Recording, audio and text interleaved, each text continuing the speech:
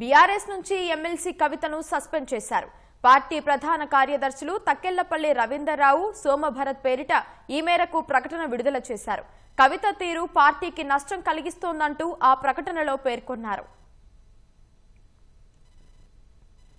BRS కీలక నేత హరీష్ రావుతో పాటు మాజీ ఎంపీ సంతోష్ పై సంచలన వ్యాఖ్యలతో ప్రకంపనలు సృష్టించిన కేసీఆర్ తనయ ఎమ్మెల్సీ కవితపై బీఆర్ఎస్ సస్పెన్షన్ వేటు వేసింది.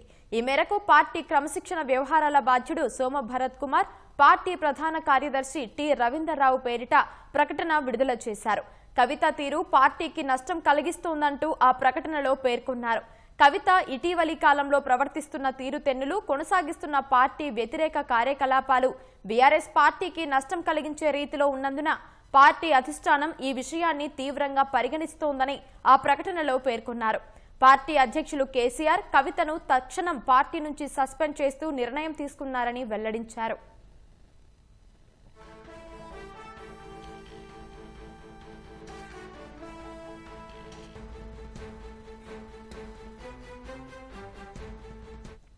గతంలో అమెరికా పర్యటన నుంచి వస్తూనే బీఆర్ఎస్ పార్టీలో దెయ్యాలు ఉన్నాయని సంచలన వ్యాఖ్యలు చేసిన బీఆర్ఎస్ ఎమ్మెల్సీ కేసీఆర్ కుమార్తె కల్వకుంట్ల కవిత తాజాగా అమెరికా నుంచి వచ్చిన వెంటనే మరోమారు బాంబు పేల్చారు.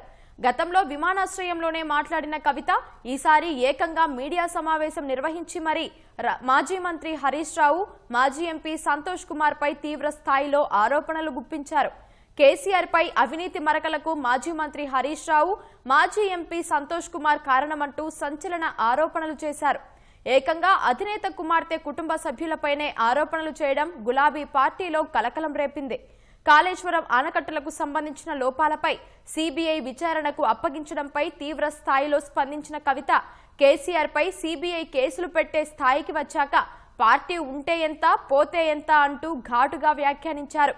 కాళేశ్వరం అవినీతిలో 5 ఏళ్లు సాగునీటి మంత్రిగా పనిచేసిన హరీష్ రావు పాత్ర లేదా, అందుకే రెండో దఫాలో ఆ బాధ్యతల నుంచి తప్పించలేదా అని ప్రశ్నించారు. మాజీ మంత్రి హరీష్ రావు, మాజీ ఎంపీ సంతోష్ వల్లే కేసీఆర్ కు అవినీతి మరకలు అని ఆరోపించారు.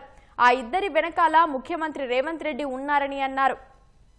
ఆ ఇద్దరు నేతలు సామాజిక మాధ్యమాల్లో తనపై ఇష్టం వచ్చినట్లు రాయిస్తున్నారన్న కవిత తనపై కుట్రలు సహించినా తన తండ్రి కేసీఆర్ పై వస్తున్న అవినీతి ఆరోపణల్ని తట్టుకోలేకపోతున్నానని భావోద్వేగానికి లోనయ్యారు. ఎవరో ఆడిస్తే ఆడే ఆట బొమ్మను తాను కానని ఖబర్దార్ అని హెచ్చరించారు. కవిత ఆరోపణలు, వ్యాఖ్యలు గులాబీ పార్టీలో కలకలం రేపాయి. వెంటనే కవిత టీం సభ్యులను బీఆర్ఎస్ పార్టీ మాధ్యమాల నుంచి వెంటనే తొలగించారు.